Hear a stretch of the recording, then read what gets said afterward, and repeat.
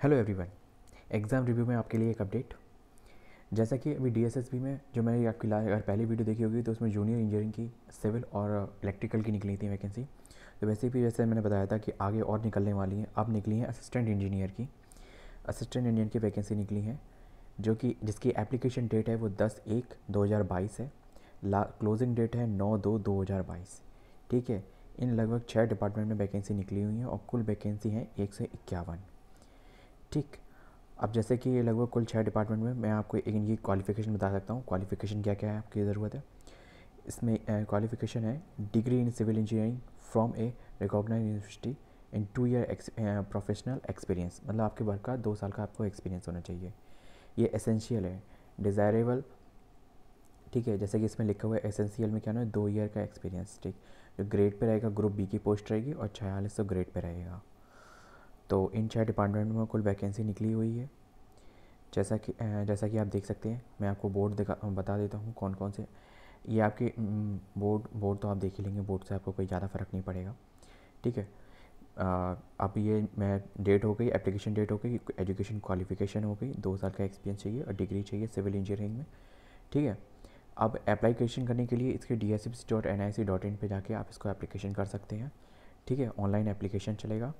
Examination scheme, examination ये जो आपका एग्ज़ाम है 2 टायर में होगा, tier 1 and tier 2 examination will conduct to, और ये कंबाइंड एग्जामिनेशन होगा, मास एग्जामिनेशन होगा डिफरेंट टू योर क्वालिफिकेशन। जो एसएससी और यूपीएससी में होता है मास एग्जामिनेशन, ये और मतलब ग्रेजुएशन तो ग्रेजुएशन में फॉर पर्टिकुलर है तो सबका एक साथ एग्जामिनेशन हो जाएगा। तो इस तरीके से एग्जामिनेशन होगा। जैसे कि टायर 1 है, टायर 1 में क्या होगा, जो आपका सिलेबस रहेगा वो कुछ इस तरीके से रहेगा जैसा कि आप देख सकते हैं। ठीक है। अब मोड ऑफ सिलेक्शन जो मैं आपको दिखा दूँ, मोड ऑफ सिलेक्शन किस तरीके से है। Mark store in CBT examination and normalization भी होगा। ओके।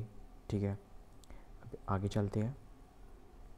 और आप अपनी जैसे कि जो भी आप कास्ट से बिलोंग करते हो, एससी ओबीसी एसटी जनरल, है ना, जहाँ से आप उसके अकॉर्डिंग आपको डालना है। अगर आपने एक बार फिल कर दिया तो वो चीज़ नेक्स्ट टाइम में चेंज नहीं होती है। ठीक है। ये ऑफिशियल मेमोरेंडम पड़ा हुआ है, आप चाहे तो देख सकते हैं, मैं लिंक डिस्क्रिप्शन में डाल दूँगा। ठीक है। अभी सिर्फ इतना ही कुछ पड़ा हुआ है। मैं आपको सिलेबस में थोड़ा आज अब इसमें मैं आपको सिलेबस का डिस्कशन दे देता हूँ। इसमें जो एप्लीकेशन फ़ीस होगी वो आपकी 100 रुपये होगी। ठीक है। और the women candidate belonging to SC ST and, ठीक है, एग्जम्प्टेड, मतलब अगर जो वुमेन कैंडिडेट है ना, जो वुमेन कैंडिडेट हो, चाहे किसी से भी कास्ट से किसी भी कैटेगरी से बिलोंग करती हो, और जो SC ST और PWD और एक्स सर्विसमैन, उनको कोई फ़ी पे करनी पड़ेगी।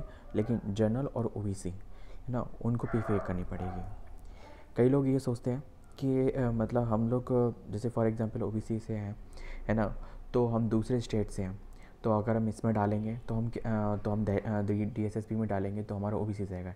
नहीं, आप वहाँ के रेजिडेंस होनी चाहिए और जो आपका OBC का सर्टिफिकेट है वो वहीं दिल्ली का होना चाहिए, है ना, तो वो आपके रेजिडेंस पे डिपेंडेबल होता है।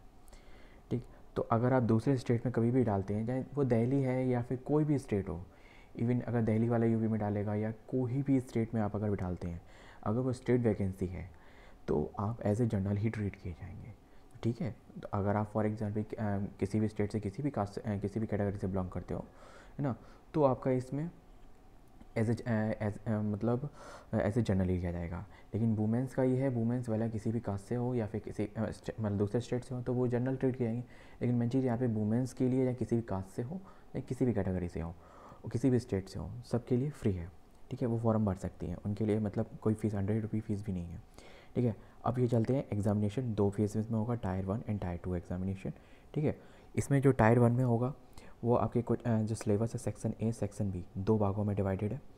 ठीक है। इसमें आपका है जनरल अवेयरनेस, जनरल इंटेलिजेंस, मतलब रीजनिंग अवेयरनेस में आपके मतलब physics chemistry math, physics chemistry biology, है ना, और मतलब हिस्ट्री पॉलिटी, ये सब जनरल आ जाती है ना।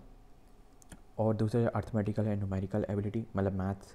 ठीक है। टेस्ट ऑफ हिंदी लैंग्वेज, मतलब हिंदी लैंग्वेज की नॉलेज होनी चाहिए, उससे आपके पैराग्राफ पूछे जा सकते हैं, वर्ड्स पूछे जा सकते हैं, ट्रांसलेट करके पूछा जा सकता है ना, उनके सिनोनिम और विलोम शब्द वगैरह ये सब पूछे जा सकते हैं।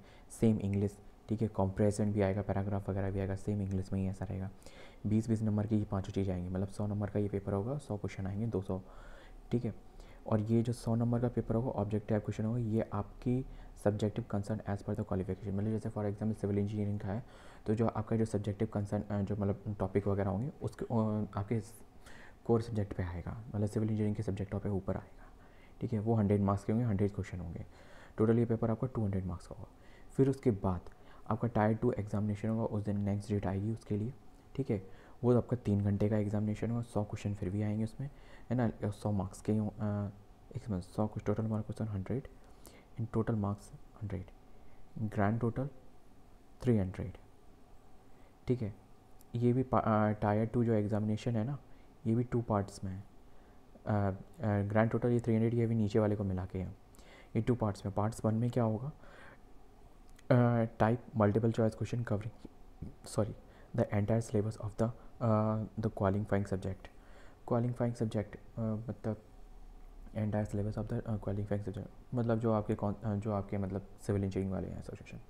तो अब दूसरा पार्ट 2 में क्या आएगा, मैं आपको जूम करके दिखा दूँ ताकि आपको अच्छे से देखें। Objective type multiple choice questions to be evaluate and ability for the application of concepts problem solving capacity and the ability of the comprehend contest. मतलब इसमें आपकी मतलब मेंटल एबिलिटी देखी जाएगी और आप कितने अपने मतलब वर्क को लेके टेक्निकली मतलब एक्सेप्टेड हैं, कितना आप मतलब जैसे नहीं किसी काम को लेके रमे हुए होते हैं ना, तो वो चीज़ इसमें देखी जाएगी। कोई प्रैक्टिकल नॉलेज देखी जाएगी है कितनी, expects and principles related to the technical and domain knowledge. जो आपकी मतलब टेक्निकल नॉलेज है, 2 साल का जो एक्सपीरियंस सर्टिफिकेट है ना, उसके एक तरीके से आपको जो पूरे का निचोड़ है वो इन 200 नंबरों में आपको देखने को मिलेगा। इसमें भी 100 क्वेश्चन आएंगे लेकिन 200 मार्क्स के होंगे। तो ये टोटल जो टायर 2 एग्जामिनेशन है वो आपको 300 मार्क्स का होगा, ये एक बार में होगा। और ये जो टायर 1 एग्जामिनेशन है ये एक बार में होगा। टायर 1 एग्जामिनेशन 2 घंटे का और टायर 2 3 घंटे का होगा। तो क्या गाइस ये इस तरीके से है। और जो पेपर आएगा वो दोनों लैंग्वेज में आएगा, हिंदी और इंग्लिश बाईलैंग्वेज लैंग्वेज होगा, ठीक है। आप किसी भी एक चीज़ को सिलेक्ट कर सकते हैं, कोई दिक्कत नहीं है उसमें।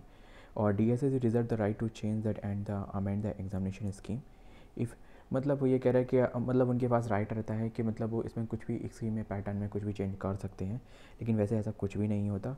अब देख लेते हैं पहली बार कि इसमें नेगेटिव मार्किंग होती है या नहीं। यस बिल्कुल नेगेटिव मार्किंग रहती है 0.25, मतलब 0.25 की 1/4 की आपकी नेगेटिव मार्किंग होती है। एक सही पे 4 गलत जाएंगे, ठीक है, या 4 गलत पे एक सही जाएगा आप कुछ भी समझ सकते हैं।